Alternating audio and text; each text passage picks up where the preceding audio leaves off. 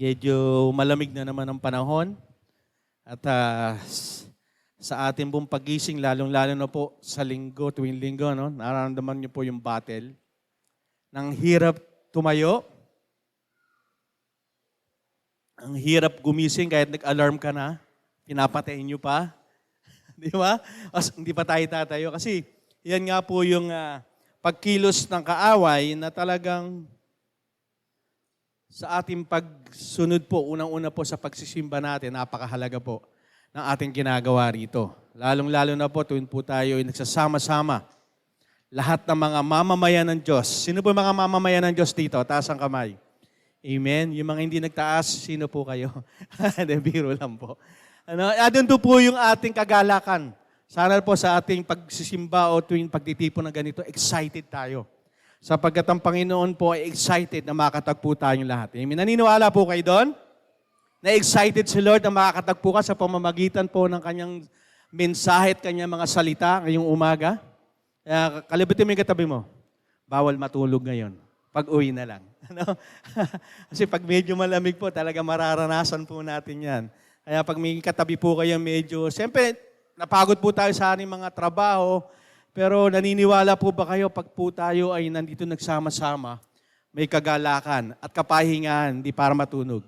May kapahingahan sa ating kapaguran. Amen? Sa ating po pagpapatuloy po ating series title, ito po yung pagsunod, sabi po dito, Being Obedience Wins, panalo ang pagiging masunurin. Makikita po ang ating verse po dito sa ating series title verse. Ay sa Salmo 1 and 1 and 2. Mapalad ang taong hindi namumuhay ayon sa payo ng masasama o sumusunod sa mali nilang halimbawa at hindi nakikisama sa mga taong nangungutya. Sa halip ay nagagalak siyang sumunod sa mga aral na mula sa Panginoon at araw-gabi ito kanyang pinagbubulay-bulayan. Alam po natin talagang ang pagsunod sa Panginoon ay nagbibigay kabutihan sa atin. Yan po, sa lahat po ng sumunod sa Panginoon, wala po akong nakita na napahamak. May nakita po ako na medyo nahihirapan, nagtitiis, pero hindi po ako nakakita na sumunod sa Diyos ay lalong nasira po ang buhay. Saan po dito ipinakikita ng salita po ng Panginoon na kapag po tayo ay sumusunod sa mga salita niya, ito po ay nagbibigay sa atin ng kalakasan, lalong-lalo na po dito sa mundong ito.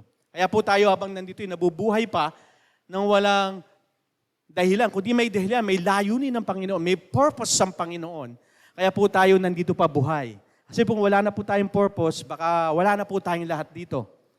Ano po? Kaya po tayo nandito may dahilan ng Diyos. At dahilan na yun, hindi para pahirapan tayo, hindi para tayo ibigyan ng mga bagay na napapahirap sa atin, kundi malo natin maranasan ang kanyang kapangyarihan sa pamamagitan po ng ating pagsunod sa Panginoon. Lalo po last week yung message na obeying God even when we fail. Pag po tayo, kahit tayo nahihirapan sa buhay, hindi po dapat tayo tumitigil sa pagsunod.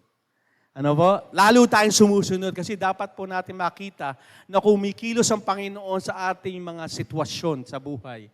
Dahil hindi naman po tayo lahat, wala po exempted dito na lahat po tayo hindi nawawala ng problema. Lahat po tayo nakakaranas ng mga pagsubok. Di po ba? Sino po gusto magtaas na hindi siya nakakaproblema sa buhay?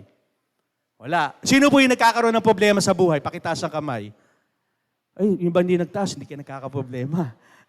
Ano? Ibig sabihin, hindi po tayo, abiski po ako, na ako po ay lingkod ng Diyos, lahat po tayo ay nakakaranas, at hindi po yun ang dahilan upang hindi tayo sumunod sa Panginoon. Dapat po tayo lalong sumunod. Kasi po sa mga sitwasyon na tayo nakakaranas sa mga kabigatan, doon po lalo na ipapakita ng Panginoon yung kanyang kapangyarihan, yung kanyang dakilang pag-ibig para sa atin. Ano po? Kaya dapat nauunawaan natin, ba't ako nagkakaroon ng ganito? Dahil problema ako. Di ba sabi ng Panginoon in 1 Corinthians 10, di ba? Lahat po nakakaranas ng ganyan problema, pero panandalian lang. Bakit po nasabi yun? Hindi mag-i-stay sa buhay mo yan. Ang mag-i-stay na habang buhay ang Panginoon. Amen? Yung pangako niya sa'yo, yung katapatan ng Diyos, mananatili magpakailanman. Pero ang mga problema na ating nararanasan, hindi mag-i-stay po yan. Ang nag-i-stay lang sa atin, yung alalahanin pag tayo nag-aalala eh. Kaya nga sabi nga ng Panginoon, pag tayo nakakaranas, even we fail, obey God. Kasi lalo natin nakikita na kumikilos ang Panginoon sa bawat sitwasyon ng ating mga buhay. Amen? Kaya pag tayo nagkakaproblema, ngiti pa rin. Kasi yung mga Kristiyano, masayahin eh. Doon po kilala ang mga Christian, yung pag-ibig ng Diyos. Kaya pag ang isang tao ay laging nakangiti, kahit may problema, Christian yan. Ano? Pag nakita nakangiti, buhay si Lord yan. Kaya pag mga kasama mo sa bahay, Kristiyano, para namatayan lagi, makikita mo parang patay si Lord sa buhay mo. Ano? Kasi pag may Diyos kang buhay, sa buhay mo, na nanatili sa'yo, alam mo, may buhay na pag-asa. Amen? Kaya pag anumang sitwasyon ng ating nararanasan, huwag kang mag-stay doon sa sitwasyon na yon. Mag-stay ka o ano yung sinasabi ng Diyos na pangako niya, panghawakan natin. Kaya kahit tayo nakakaranas, even we fail in our lives, obey God. Kasi po, doon mo mararanasan talaga ang tunay na Diyos ay buhay sa iyong mga buhay. Amen? Sa atin itong pagpapatuloy, sino po dito nag-aral mag-bike? Yung nag-bike, marunong mag-bike, taas po kamay. Sino po yung marunong mag-bike? Yung anak ko po gusto mag-bike, ayaw ko eh. Kasi naranasan ko po mag-bike noon. Yung nagkasugat-sugat yung ganito ko. Pupunta ako sa gitna, tumatabi ko, napunta po ako sa kanal eh. Totoo, yun ang unang bike ko noon. Yung nagbabalanse ka sa bike, kasi hindi ako po naglagay ng ano, di ba yung sa ibang bike may lagay sa magkabilang tabi. Yung para kahit bumuhal ka, hindi ka tutumba dahil may parang gulong. Ako hindi po, dahil matapong ako mag-bike, nagbabike po ako. Kaya ang nangyayari, gusto ko sa gitna, sa tabi ako napunta po ako ng kanal. Yun, tanda ko po yun. Tsaka yung bike ko po noon, yung, ano ba yung sa naunang bike, yung mga kasing idaran ko dito, BMX, di ba? Yes, BMX, alam niyo po na mga kasing idaran kayo, mga BMX na bike. Wala pa yung mountain bike po noon. Ano po ba ang sasabi po, pag tayo nagbabike, pag tayo po ay tumigil sa pagpedal, ano po nangyayari? Di ba? Bubuhal ka. At hindi ka makakapunta doon sa pupuntahan mo. Di ba? Kaya ako noon, nung nagbabike ko, wala akong tigil sa pagbabike kahit mapupunta ako sa kanal eh. Kasi gusto kong pumunta doon sa pupuntahan ko. Kapag huminto ako, tutumba ako. Yun po, di ba, ang pagbabike. Ibig sabihin, kapag po tayo ay tumitigil sa ating pagsunod sa pananampalataya, nawawala po yung paglago. Once na po tayo tumigil, wala na po yung paglago. Lalong-lalo na po sa mga, di ba, yung mga sa mga crocodile, ano yung mga buhaya? Pag sinabing buhaya, ano po agad iniisip nyo? Ano? Sa gobyerno, hindi po. Kayo talaga. Pag natin buhaya, gobyerno ka agad iniisip nyo. Hindi. Pag buhaya, di ba, pag natin malalaki. Lalong-lalo na po pag napag-uusapan, pag ang isang buhaya po, nasa doon siya sa environment na talaga environment niya, lumalaki po yan na napakalaki. Alam niyo po yung lolong na buhaya? Di ba ang laki? Kasi nasa environment talaga siya na kung saan pwede siyang lumaki. Pwede siyang lumago, pwede siyang lumaki. At maging po sa ating yung buhay. Ako po, nag-alaga po ako ng Japanese carp, yung koi. Ang koi pala, kapag nilagay mo sa fan, lumalaki po yan. Kapag nilagay mo siya sa aquarium, hindi mo siya mapapalaki. Kahit yung kanyang yung isda ay talagang lalaki siya, pero pag nilagay mo siya sa isang lagayan na hindi lalaki, hindi po siya lalaki. Ibig sabihin po, kapag po ang isang bagay ay talagang lalaki, lalago, at nandun siya sa lagayan o dun sa environment niya, lalaki po talaga. Kaya yung mga ahas, yung mga sawa, yung malalaki, yung anaconda, totoo po yan. Nasa wild po sila, lumalaki po sila ng malaking malaki. Kasi po, yun po ang disenyo ng Diyos sa kanila. Lalo po yung redwood, ay naku, 100 taon, ang laki-laki po niyang punong yan. Pag nandun po siya sa lugar na kung saan nabibig siya ng tamang sustansya ng ulan, ng araw, ang laki-laki po niyan. Ibig sabihin, po yun ang disenyo ng Diyos sa kanila na lumago, lumaki. Kaya po pag ang isang bagay, isang puno ng mangga, ay hindi magkabunga, ano po naiisip natin doon sa puno ng mangga na yon? Parang hindi dapat ganyan eh, di ba? Kasi yung punong yon designed to be bear fruit, mamunga siya. Eh pag hindi namumunga, putulin ko na kaya ito.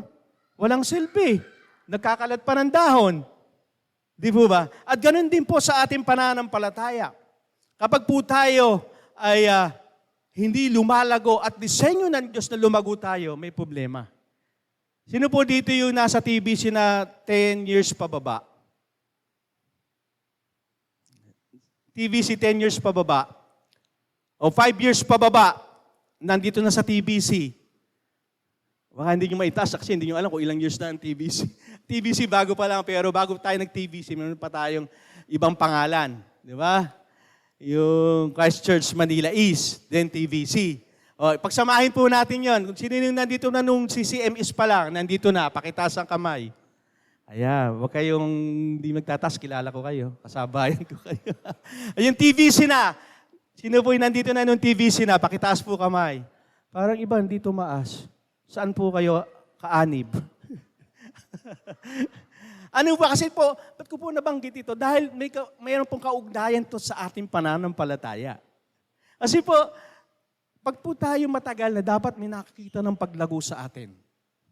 At doon sa paglago nyo, kailangan po, may kaugnayan po yun sa pagsunod natin sa Diyos. Pag-usapan natin, ano ba yung mga naging dahilan kung bakit hindi tayo nakakasunod, hindi tayo nagkakaroon ng paglago? Ano po sinasabi sa 1 Peter 1:14? Bilang masunurin mga anak ng Diyos, huwag kayong padadala sa mga masasamang hilig ninyo noong hindi pa kayo nakakakilala sa Diyos. Pero nakakakilala na tayo eh. Ang mga bagay pala na hindi nagbibigay sa atin ng hadlang kung bakit tayo hindi lumalago, hindi tayo sumusunod sa Diyos, ito pa rin yung mga masasamang hilig natin. Yun na, patuloy pa rin natin ginagawa kahit tayo ay mananampalataya na. Kaya dapat inoobserba natin ang ating sarili. Kamusta na kaya yung aking paglago? Kamusta na kaya yung aking bilang mananampalataya? Kasi po, sa bawat mananampalataya po, dapat po may paglago. At sa paglago po, dapat po may pagsunod sa Panginoon. Isa ring hadlang sa atin sa pagsunod sa Diyos yung sasabihin ng ibang tao. Di ba? Lalo mga kabataan dito. Kasi sabi ng kayaya na lang ako, mawawalan ako ng kaibigan. Ano po sabi dito sa Gawa 5:29? Sumagot si Pedro at ang kanyang mga kasama, ang Diyos ang dapat natin sundin at hindi tao. Sa ating mga trabaho, di ba? Kahit gusto mo natin na, hindi, nakakaya sa boss ko eh. Pagbibigyan ko na lang yung boss ko. Ka-office mate ko, gagayahin ko na lang. Ano na lang sasabihin sa akin? KJ. Napaka-KJ ko naman. Yun po yung mga pangkaraniwang ginagawa sa atin ng kaaway. Nagagawa natin, bakit tayo hindi lumalago? Hindi tayo nagkakaroon. Alam niyo po, sa hindi natin paglago, kaugnay po yan hindi pagsunod sa Diyos. Kasi ang pagsunod sa Diyos, dapat kasama yung paglago. Yan po yung mensahe ng ating Panginoon ngayong umaga. Ang pagsunod sa Diyos ang magpapalago sa iyo. Obeying God will keep you growing. Kaya pag tayo po huminto sa pagsunod sa Panginoon, humihinto po ang ating paglago. Kasi po ang Diyos ang nagbibigay sa atin ng paglago eh. Kasi po ang Diyos pa rin ang nagbibigay sa iyo ng kakayahan, pagnanais upang makasunod siya. Kaya pag po tayo hindi sumusunod sa Diyos, tatanong ka, ba't kaya ganito pa rin ako? For how many years I've been Christian, ba't ganito pa rin ako? Pero ang disenyo sa atin ng Diyos ay lumago. Maging effective being a Christian, makita talaga na, ay, ito talagang dati, lang to pero ngayon ibang-iba na. Kasi nga may paglago sa ating pananampalataya, may pagsunod sa ating Panginoon. Yan po ang katotohanan kung bakit tayo madalas hindi lumalago, kasi hindi po tayo sumusunod sa Diyos. Kaya po ang pagsunod sa Diyos ay dapat po continue, walang tigil, walang tapos may pag napagod ako, hindi muna ako susunod. Pag gusto ko lang, tsaka na lang ako susunod. No. Continue po yung pagsunod natin para yung spiritual growth natin continuous din. Kaya nga sabi ng message nung last week, di ba? Kahit po tayo nakakaranas sa mga difficulties, continue lang tayong sumunod. Once na kasi tayo huminto sa ating pagpidal, sa ating pananampalataya, I tell you, hihinto rin ang ating paglago. Naniniwala ba kayo na likha tayo ng Diyos sa imahe niya? Parang hindi kayo naniniwala. Naniniwala po ba kayo? Amen. At yung imahe ng Panginoon na tagapanguna, maging ilaw at asin ng mundong ito, dapat nakikita sa atin. Kaya yun po ang dahilan kung bakit tayo sumusunod. Dahil sa pagsunod natin, may growth o may paglagong nangyayari. Kasi ako, nakaranas po ako na nung ako po ay gano'n na, para nagkakaroon ka ng spiritual burden na ang pagsunod mo parang bigat na. Pero dumating sa point, nung continue pa rin ako sa pagsunod, nag-continue po yung growth ko. Kasi hindi niyo po ako makikita dito sa harapan na ito kung ako po ay huminto. At alam po ni Pastor Mike yung mga difficulties na naranasan ko, mga bagay na nagpahinto sa akin, mga bagay na dapat hindi ako pastor, Ano po ginawa ko? Nagpatuloy lang po ako, even mahirap, may isasakripisyo ka, pero ang mahalaga, nagpapatuloy tayo sa pagsunod. Upang yung pagpapatuloy na pagsunod, patuloy din ang paglago. Hindi ko po sasabihin sa inyo na maging pastor kayo lahat.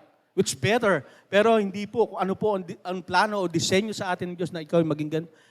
Yun po, be it, lumago tayo.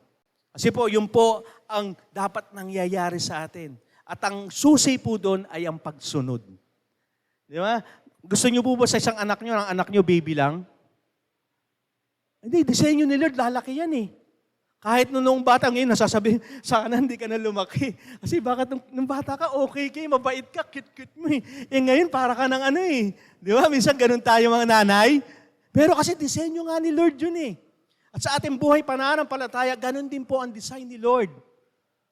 Na tayo lumago, na tayo magkaroon ng growth na kung saan ayon sa binigay sa atin ng Panginoon. Kaya po sa atin makikita sa key verse 2 Peter, ito pag-uusapan mostly po natin yung si Pedro. Napakaganda po yung buhay kasi po ni Pedro kung saan nagkaroon siya ng mga sitwasyon sa buhay niya na halos huminto yung kanyang pananampalataya at pagsunod sa Panginoon. Sabi po dito sa 2 Peter 3:17-18, mga minamahal, alam na ninyo na kahit noon pa, kaya mag-ingat kayo na hindi kayo maloko sa pamamagitan ng mga ling-aral ng mga taong suwail at mawalay sa mabuti niyong kalagayan sa Diyos. Sa halip, lumago kayo sa biyaya ng Diyos at pagkakilala sa ating Panginoon at tagapagligtas na si Jesucristo. Purihin siya ngayon, magpakailanman. Amen. Ito pong sulat po ni Pedro para po sa mga Kristiyano na nakakaranas po ng persecution. Nung panahon po kasi noon, talaga ang persecution sa Kristiyano, grabe. Sa mga Bible scholars, sinabi po, ang mga Kristiyano ginagawa ng human torch. Yung buhay ka gagawin kasi yung panahon wala pa electricity, wala pa Meralco. Ang gagawin pong ilaw, yung Kristiyano, bubuhusan ka ng langis, sisilabang ka, ikaw yung magiging ilaw nila.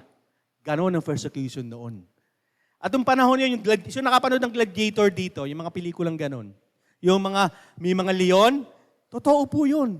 Lalagay sila sa gitna, at paano sa leon, parang gagawin laro ang mga Kristiyano noon. Talaga ang grabe patayan. Maging sa ngayon, sa panahon sa ibang lugar, yung mga Muslim country, ganun po, yung mga hindi tanggap ang Christian, ganun po ang persecution, papatayin ka. Pag nagsalita kang pangalang Jesus, papatayin ka. Ganun po yung nangyayari kay Peter noon. Kaya ganun na lang ang kanyang pagsusumikap na sumunod pa rin sa Panginoon. Dahil sa pagsunod yan, lalago ka bilang mananampalataya. Kaya yung mga Kristiyano noon, kaya sinasabihin ng panahon nila Peter, sa panahon nila, mga may ganun eh. Kasi bakit? Habang pinapatay, yung pinaano sa leon, nakataas sa kami, nagwo-worship kay Lord. Sabihin mo talaga may sayad eh. Kasi ganun ang Kristiyano. Bakit? Alam kasi nila na pag sila'y namatay para sa Panginoon, yung kanilang kalalagayan doon sa kabilang buhay, higit ang kalalagayan nila dito sa lupa. Kaya sabi ni Peter, huwag kayong, alam nyo na yan, mga maling aral sinasabi ng mga sinungaling sila na pag kayo namatay, walang kayong makukuha. No, alam na mga Kristiyano noon. Kaya sabi ni Peter, magpatuloy lang kayo lumago sa biyaya at pagkakilala sa Panginoon. Sa pagsunod sa Panginoon, anuman ang nararanasan ninyo, magpatuloy kayo sa pagsunod, magpatuloy kayo sa paglago sa biyaya ng Panginoon. Kaya si Peter, ganun na lamang. Alam po niyo po, yung Kristiyano, pagiging Kristiyano na naranasan noon, kasama. Si Peter noon na inaalipusta. Pero hindi po exempted si Peter. Alam niyo po si Peter sa Lucas 5:16, hindi ko na po nilagay yan, mahaba. Kwento ko na lang kasi medyo mahaba. Yung na-meet na ni Peter si Christ, yung sila nangingisda. Sino po yung nakabasa na po noon? Hindi nyo nabasa? Halata hindi kayo nagbabasa? Hindi. Ito yung di ba, naghulog ng lambat, di ba? So sabi, alam niyo po ba, hindi ito yung first na pakikita ni Jesus. Yung first nila kay Andrew, kung saan pinakilala siya ni Andrew. Sabi niya, Peter, ito si Jesus. Okay. Kala niyo ito, hindi po. Pangalawa, yung pinagaling ni Jesus, yung kanyang mother-in-law. Pinuntahan ni Jesus, yung kanyang mother-in-law sa bahay. Pangalawang meeting nila. Yung third, ito na. Na kung saan, nakita sila na kung saan dito may lumapit si Jesus. Kung saan, sabi nga ni Peter, Lord, magdamag na kaming nangingisda pero wala kaming nakakuha. Ano sabi ng Panginoon? Sumagot si Simon, Guro, magdamag akong po kami ng isda pero wala kami nahuli. Pero dahil sa sinabi ninyo, ihuhuli ko uli ang lambat. Kaya pumalaot sila, inulog ang lambat at napakaraming isda ang nahuli nila hanggat halos masira na ang kanilang mga lambat. Dito makikita natin yung buhay ni Peter. Na talagang nung sumunod siya sa Panginoon, ay walang kaduda-duda. Lord, hindi ka naman mangingisda, karpintero ka. Wala kang alam patungkol sa pangingisda.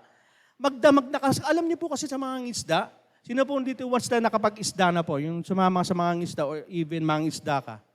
Wala po? Alam po nila yan. Kung ano yung saan lugar yung marami isda, yung saan lugar kung saan talagang mahirap ang uli ng isda, gano'n, alam po nila yan. Kaya nung sinabi ni Jesus na ihulog mo yung lambat sa kabilang side, Lord, doon nga sa malalim wala, dito pa kaya? Parang gano'n. Pero dahil sumunod si Peter, hinulog niya. Dahil sinabi mo, guro. Diba, guro pa ang sabi niya eh. Guro. Baga, ang kanyang pagkakilala sa ating Panginoon, hindi pa ganun kalalim. Kasi nga, bago pa lang eh. Kaya nung sinabi niya, guro, so, gagawin ko dahil sinabi mo. At nangyari na po yung bagay na talagang sa pagsunod niya, first of obedience niya nun. Pero sa alam niyo po, si Peter parang tayo eh. Sa pagsunod natin sa Panginoon, nagkakaroon tayo ng problema. Di ba? Kaya nga ako, kahit ako nga, sa akin sa pagsunod, nagkakaproblema ako. Ganon din po si Peter. May pagkakataon po sa buhay niya na talagang ganon siya sa faith niya. Ito po yung nangyari dito po sa Mateo 6:33-35. Kundi ko po nailagay sa akin lang po. Sinabi ni Pedro kay Jesus, kahit iwanan kayong lahat, hindi ko po kayo iiwanan. Ito sabi ni Peter, talagang may pagkamayabang. Sinagot siya ni Jesus, sinasabi ko sa iyo ang totoo, bago tumilaok ang manok, ngayong gabi, 3 beses mong ikakaila na kilala mo ko. Sinabi ni Pedro, hindi ko po yung ikakaila. Kahit napatayin pa akong kasama ninyo. Grabe, no? Si Peter, ganyan. At ganun din ang sinabi ng mga iba pang taga-sunod. Pero ano nangyari nun? Di ba, kahit na sinabi ni Peter, Lord, hindi mangyayari. Over my dead body, Lord. Hindi mangyayari yung sinabi mo. Pero ano nangyari po? Di ba tinatuan niya? Lord, sabi nga, di ba ikaw yung taga-sunod ni Kristo, ni Jesus? Ay, hindi ko kilala. Hindi, yung salitaan mo, salitaan ng mga taga-sunod niya. Hindi ko siya kilala. Nakita natin, kahit siya gusto niyang sumusunod siya sa Panginoon, pero dating sa point na talagang makaka-encounter tayo na i-deny natin si Lord. Ang kagandahan lang kay Peter, nung siya po ay nagkasala sa Panginoon, na sinabi niya, Lord, over my dead body, hindi ko ka itatatuan. Nangyari yun. Ano po ginawa ni Peter? Nagsisi siya sa kanyang kasalanan. Di ba? Nagpakumbaba siya. Kaya po, hindi katulad ni Judas. Sino po dito nagpangalan sa kanyang anak kay Judas? Wala, Kasi nagmarka sa pangalan niya yung Judas, parang nanguhudas ka. Minsan, parang nag-aaway mag-asawa. Judas ka. Di ba? Alam mo ba, kasi ito ang kaibahan nila eh. May nagtanong nga sa akin, sabi, Pastor, ba't ganon? Di ba naging kasangkapan si Judas sa plano ng Diyos? Totoo, di ba? Paano na yun? Hindi, parang ganon. Pag kasama pala ako sa plano ng Diyos na sa kanyang plano na magtataksil ako, paano na ako? Hindi. Yun ang pagkakaiba ni Peter tsaka ni Judas. Si Peter, nagsisi, nagpakumbaba. Tama? Si Judas, nung siya'y tinakwil niya o tinatuwa niya bilang sa 30 pilak, anong ginawa ni Judas? Nagpakamatay. Lalo siya nagmataas. Alam niyo po yung ginagawa natin, yung pagmamataas po yun eh. Kaya po, napakahalaga na pag tayo po yung nagkakamali, lalo po tayo, balik lang kay Lord. Yun po sabi natin mensahe nung last week, di ba? Patuloy lang tayo sa pagsunod kasi sa patuloy na pagsunod, lalo tayong lumalago, naiintindihan. At ganyan po ang nangyari kay Peter. Nang siya po ay tinatuwa niya si Jesus, anong ginawa niya? Nagpakumbaba siya, nagsisi siya sa katotohanan at lumago ang yung kanyang pagpapakumbaba. Number 1 point natin, lumago sa iyong pagpapakumbaba. Kasi yan po ang madalas kung bakit hindi tayo nagpapatuloy sa paglago. Sa ating pagsunod, yung kaya ko na eh. Di ba? Si Peter, hindi, kasi kamali ako. Paano si David, di ba? Pag si David ay nagkamali, hindi na ko sino-sino tinuturo. Kasi si Bathsheba, kasi yung anak ko Kasi amin ka agad. Pakumbaba, Lord, nagkamali ako, mangmang ako sa desisyon ko. Hangal ako sa iyong harapan. Nagpakumbaba siya. Ganon si Peter. At madalas sa atin ganyan na nangyayari. May problema na tayo, ayaw pa natin lumapit sa Panginoon. Kaya ko to. Di ba? Matalino ako eh. Kaya ko to.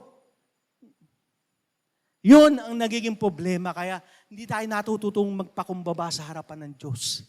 Ano po sinasabi ni unang Pedro? Sabi kasi sa Pedro, si Peter kasi nakaranas. Sa unang Pedro 5:5, at kayo ng mga kabataan, magpasakop kayo sa matatanda. O, mga kabataan. Ha? At kayong lahat ng mga mananampalataya, magpakumbaba kayo at maglingkod sa isa't isa dahil sinasabi ng kasulatan, kinamumuhian ng Diyos ang mapagmataas, ngunit kinakawaan niya ang mapagkumbaba. Nung si Peter ay nagpakumbaba sa harapan ng Diyos, ano nangyari? Lumago siya. Siya yung mga unang-unang, wala pa si Paul, siya yung talaga nangunguna sa kanyang disciple. Lumago siya, lumago habang na siya'y sumusunod. Kaya sabi niya, nagpakumbaba siya sa harapan ng Diyos. Lord, di ba sabi mo, tatatwa kita, dapat alam mo na yun. Tama, di ba? Pwede magmalaki si Peter. Hindi. Kasi nga sa ibang books po, may sinabi, pero huwag ka mag-alala, Peter, ipapanalangin kita, sabi ng Panginoong Jesus. Ganyan si Lord. Alam kasi niya na kanya mga lingkod ay dumadaan sa sitwasyon na tayo nabibigatan, hindi natin kaya. Hindi niyo po ba alam na pinagpipray tayo ni Lord? Hindi niyo ba alam na sinasabi niya, mahal ko kayo, lapit lang kayo sa akin. Huwag kayong mapagmataas. Kasi ang mapagmataas, kinamumuhian ng Diyos. May problema ka na, kung lang sino-sino lalapitan mo. May problema ka sa finances, huwag yung bumbayan lapitan mo, si Lord. Di ba? May problema ka sa relasyon sa pamilya mo, sa eskwela, si Lord ang lapitan mo. Magpakumbaba ka, Lord, hindi ko to kaya. Lord, lapit ka lang. Huwag tayong kung sino-sino yung nilalapitan natin. Bakit? Sa pagpapakumbaba, nagpapasakop tayo sa kapangyarihan ng Diyos. Ano po sinasabi sa 1 Peter 5:6? Kaya magpasakop kayo sa kapangyarihan ng Diyos dahil darating ang araw na pararangalan niya kayo. Dito sa mundong ito, sino pinaparangalan lang? Yung mayaman, magaganda, mga influencer, di ba? Pag nakita mo, idol ko yan. Kaya parangal talaga sila eh. Hindi nyo napapansin yon? Talagang tinataas sila. Makita lang sa billboard, wow, kilalang kilala agad eh. Hindi nyo ba alam sino pinaparangalan ng Diyos? Yung kanyang mga anak at sumusunod sa Kanya. Lumalago. Amen? Ang pinakamaganda pag pinarangalan ka ni Lord, habang buhay, hindi lamang dito, maging sa kabilang buhay, pararangalan ka ng Panginoon. Kaya nga si Peter, mangingisda, ginamit ng Panginoon. Di ba sa Book of Acts, siya nangaral? Sino to? Di ba ito ba yung mangingisdang ano? Ba't nakapagsasalita siya ng iba't ibang lingwahe? Bakit siya nakakapangar? Saan nanggaling yung kanyang karunungan? Sa Panginoon. Dahil nagpakumbaba siya, at sa pagpapakumbaba niya, nagpasakop sa kapangyarihan ng Diyos. Ako po, hindi na pa ako lalayo. Sa inyo na lang po. Hindi ko po kayang tumayo dito kung hindi ako magpapakumbaba sa harapan ng Diyos. Wala po akong ipagmamalaki. Kaya po yung nangyari kay Peter, makaka-relate tayo eh. Hindi po tinitignan ng Diyos sa'yo yung dami ng pagkakamali sa'yo. Tinitignan ng Diyos sa'yo kung paano kikilos ang kapangyarihan ng Diyos upang makita at paparangalan ng Diyos sa buhay mo. Amen? Amen. Totoo yun. Hindi yung dami ng kasalanan mo. Hindi dami ng bad decision mo. Hindi dami ng iyong kaaway. Hindi dami ng anumang bagay na alalahanin ng problema sa'yo. Ang gusto ng Diyos, magpakumbaba ka sa harapan niya, tanggapin mo yung pagkilos ng Diyos, yung kapangyarihan niya, at makikita mo, maa-amaze ka, Lord, thank you, nalutas ang aking problema, alam ko, kumilos ka dahil sa kapangyarihan mo.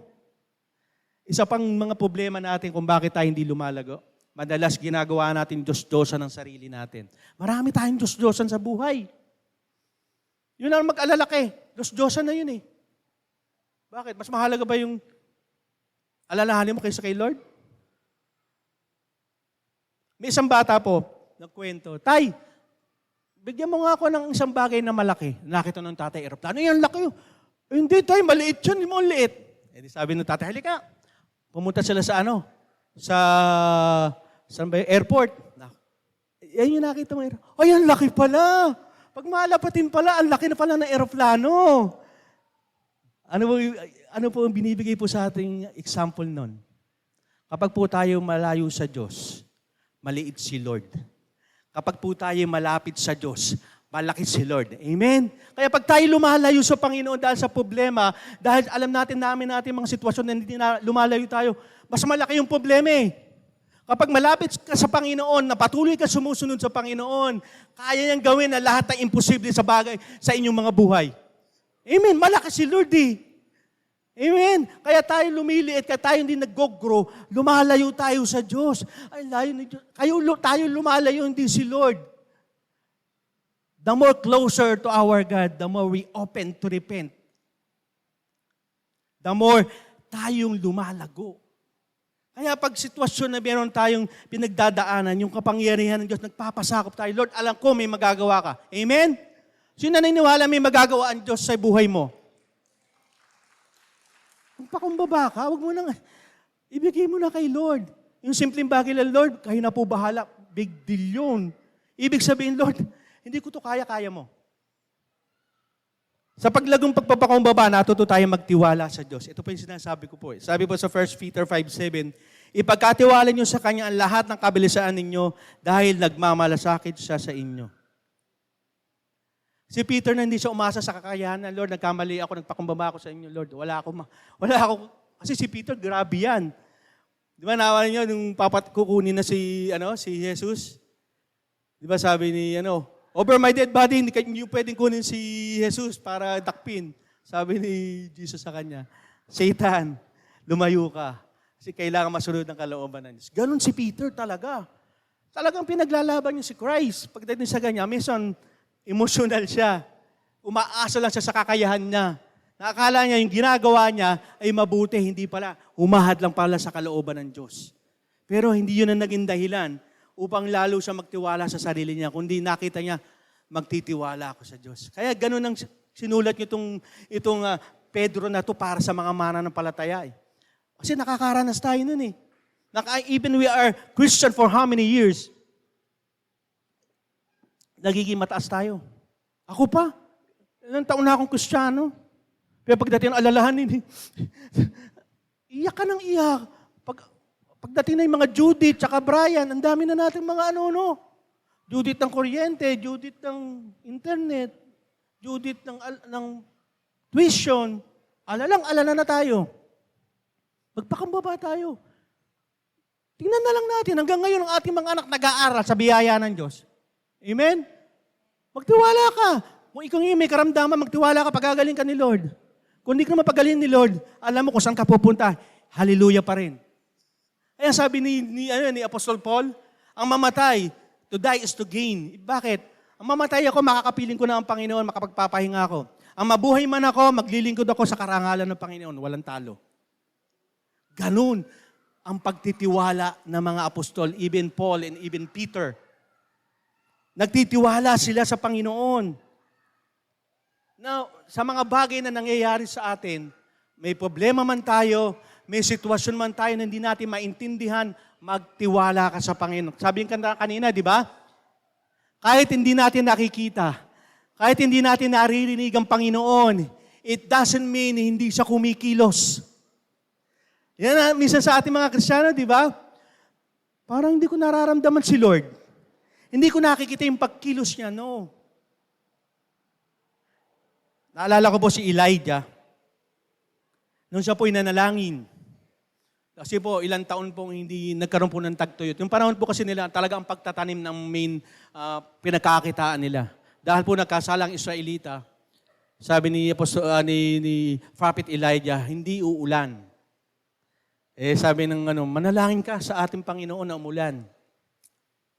Alam niyo po si Elijah nung nanalangin, nakasubsob ang muka, ganun. Talagang subsob siya kung siya manalangin. Hindi siya nakatingin kung uulan. May unang pumunta, sabi, Elijah, panalangin ka no. Hindi pa umuulan.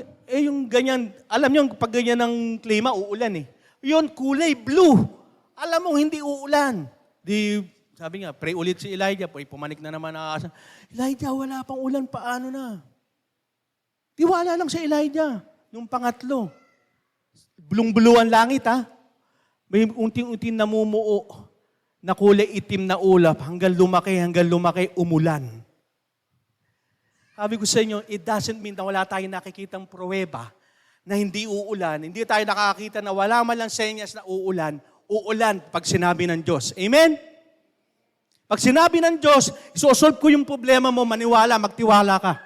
Kahit sa tingin mo, Lord, wala akong nakikitang solusyon. Wala akong nakikita na pwede masolve ang aking problema. Magtiwala ka. Ganon si Elijah. Ganon si Peter. Kaya makaka-relate tayo eh. Kasi lahat tayo nakakaranas ng ganyan sitwasyon. Pero bakit? Dahil nagpatuloy siyang sumunod sa Diyos at lumago ka sa biyaya ng Diyos. Second point po natin, lumago sa biyaya ng Diyos. Ba't napakalaga po nito? Sa unang Korinto 15:10, subalit sa pamamagitan ng biyaya ng Diyos, ako ay ako at ang kanyang biyaya na ibinigay sa akin na hindi mawawala ng kabuluhan. Ito po si Apostol Paul. Sa halip, ako'y naglingkod ng hinggit kaysa sa kanilang lahat. Bagamat hindi ako, kundi ang biyaya ng Diyos sa akin. Alam niyo po, si Paul ang pinakamagaling na apostol ni Kristo. Di ba si Peter, nung wala pa si Paul, nung siya pa hindi pa po tinatawag ng Panginoon nung nangyari pong meet nila sa Damascus, wala po si Paul. Pero nung dumating si Paul, eto grabe. Si Paul po, alam niyo po ba, mamamatay Kristiyano. Sino sasabihin niyo na gagamitin ni Lord na siya nga pumapatay ng kapwa Kristiyano, tapos gagamitin ni Lord? Kaya nga pag tayo, Lord, hindi na ako karapat, huwag mong sabihin yan. Kaya yung mga mamamatay tayo, naging karapat dapat sa harapan ng Diyos, ikaw pa kaya?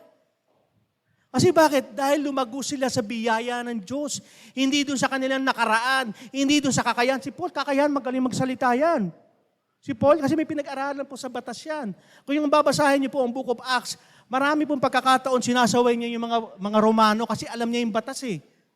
Sinasaway niya. Lalo sabi niya, pag hinuli mo ako ng hayag, tapos palalabasin mo ako ng hindi nakikita, mali yan sa batas Romano. Alam niya po yung batas. Pero sabi niya dito, hindi ko yun ipinagmamalaki. Sabi nga sa kanya minsan kanyang pangangaral, hindi ko kayo hinihikayat sa aking magaling na pananalita, kundi hinihikayat ko kayo kung paano ako binago ng Diyos, yung biyaya ng Diyos, kaya ako nandito sa harapan ninyo. Sabi mo sa katabi mo, hindi galing mo ang gusto ng Diyos, kundi yung biyaya ng Diyos. Kaya natuto tayong magpakumbaba, natuto tayong sumunod pa rin sa Diyos at lumago dahil sa paglago natin, biyaya ng Diyos yan. Biyaya ng Diyos yan. Kaya nung binago ka ng Panginoon, sino mga binago dito ng Diyos? Takas ang kamay. Yung mga hindi pa nakataas. Ulitin ko, sino po dito yung binago ng Diyos? Binabago ng Diyos. Yan, hindi pa tapos si Lord eh. Amen. Ibig sabihin, tanungin ko kayo ba yung nabago sa sarili niyong kakayahan? Kasi marami po nagsabi dito, ako na rin, kasama na ako doon. Gusto kong magbago pero hindi ko magawa. Hindi ka kaya ginawa ng kanta yan eh. Gusto kong bumait pero di ko magawa. Di ba? Kasi totoo, hindi ka pwedeng maging mabuti, hindi ka pwedeng mababago unless hindi mo kasama si Lord sa pagbabago mo. At yun ay ayon sa biyaya ng Diyos. Sa biyaya ng Diyos, lumalago sa biyaya ng Diyos upang maging ganap, matatag, malakas ang buhay. Dahil sa biyaya ng Diyos. Kaya tayo nandito ngayon eh. Kaya tayo ngayon sumasampalataya, nagwo-worship kay Lord eh. Kaya hanggang tayo, patuloy pa rin tayo umaasa, nagtitiwala sa Panginoon dahil sa biyaya ng Diyos, nagiging ganap, matatag, ang malakas ang buhay natin in spite ng everything na nakakaranas tayo ng difficulties. Di ba? Lalong-lalo na ngayon. Nangyayari sa West Philippine Sea, di ba? Sa China. Patay na, wala na si Pando. Si Lito Lapid, wala nang lalaban sa mga Chinese. Si Lito Lapid, mahina na. Si Coco Martin na lang. Mabigat ang China, may Kung Fu Panda. Patay na. Wala lakas. Ang dami na mga Shaolin. Paano na tayo? Kundi ang magtiwala sa Panginoon. Amen? Sa biyaya ng Panginoon.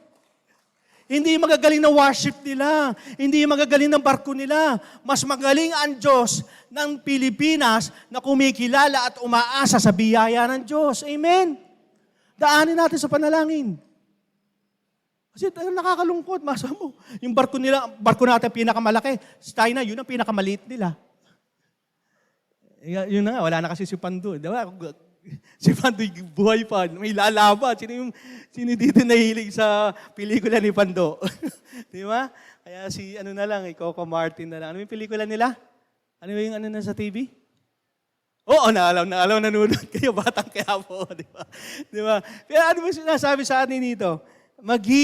Umasa tayo sa biyaya. Sabi dito sa 1 Peter 5:10, maikling panahon na lamang ang paghihirap ninyo. Ito yung binibigay na pag-aasa ni Peter. Pagkatapos ito, tutulungan kayo ng Diyos para maging ganap ang buhay ninyo.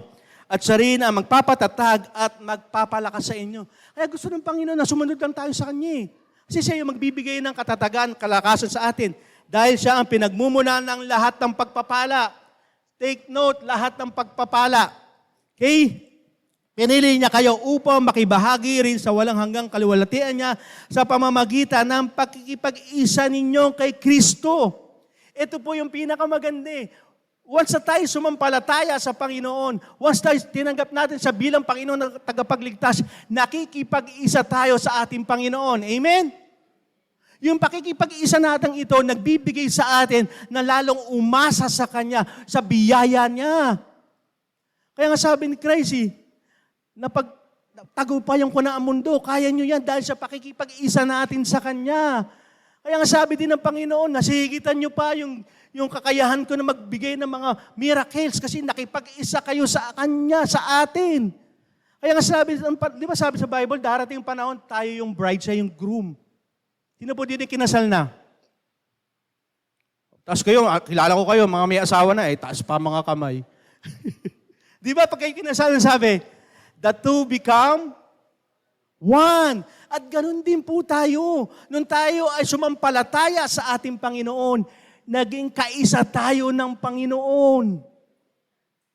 Kaya nga, kung yung biyaya ng Panginoon, yung kakayahan niya, huwag tayo umalis sa pakikipag-isa natin. Hindi ko kaya, no. Kaisa mo si Lord. Hindi ko kaya, mahina ka, no. Malakas ka. Lord, walang-wala ako ngayon. No, si Lord, pagpapalain ka. Dahil sa biyaya ng Panginoon. At paglago sa biyaya ng Diyos na nagpapatuloy ang mabubuting gawain sa atin. Yung nakakaranas na ganun na. Na parang nagagawa ko na lalong maging gumawa ng mabuti sa aking kapwa. Kasi yun po ang disenyo ni Lord. Ano po sabi dito sa Filipos 1:6? Natitiyak kong ipagpapatuloy ng Diyos ang mabuting gawain na sinimulan sa inyo hanggang sa araw na pagbabalik ni Kristo. Ito sabi po dito ni Apostol Paul sa mga taga-Pilipos. Natitiyak ako. Kaya yung paglago sa atin, bilang mananampalataya, natitiyak si Lord, nakakatiyak sa atin. Ang tanong kasi, baka hindi tayo lumalago, hindi tayo sumusunod. Kasi sinasabi dito ni Apostol Paul, natitiyak ako sa bawat nakikipag-isa sa ating Panginoong Kristo ay lumalago. Ang nakikipag-isa sa ating Panginoong Kristo, bubunga ng mabubuting gawain. Kaya tayo, ako po, totoo, sinasabi ko po sa inyo, natuto akong magmahal ng kapwa ko. Natuto akong gumawa ng mabuti dahil sa biyaya ng Diyos. Dahil sa paglago ko sa biyaya ng Diyos. Totoo po yun. Hinanda po tayo. Kasabi nga sa Efesios 2:10, nilikha tayo ng Diyos at sa pakikipag-isa natin kay Kristo Jesus, bigyan niya tayo ng bagong buhay para gumawa tayo ng kabutihan na noon pa'y itinalaga ng Diyos na gawin natin. Itinalaga ng Diyos sa atin. Kaya nga ang Kristiyano known by the love of God. Kilala ang Kristiyano sa pag-ibig ng Diyos. Kaya pala, Brother Rose, mabuti kang tao, panay, kasi Kristiyano ko pala Kasi doon kilala ang Kristiyano, doon kilala ang sumasampalataya sa Panginoon, doon kilala ang nakikipag-isa kay Kristo na gumawa ng mabuti. Pero take note hindi tayo maliligtas sa mabubuting gawa, kundi sa biyaya ng Panginoon, sa Ephesians 2:8-9. Yun ay bunga ng biyaya ng Diyos kaya tayo nakakagawa ng mabuti. Kaya pag tayo nagpapatuloy na sumusunod, nagpapatuloy tayo sa paglago, spiritually, nagpapatuloy ang paggawa natin ng mabuti. Yung dating kinaiinis mong kaaway, kapitbahay, dahil marites, ngayon, pagpipili kita, mahal ka, mabuti ang ginagawa mo.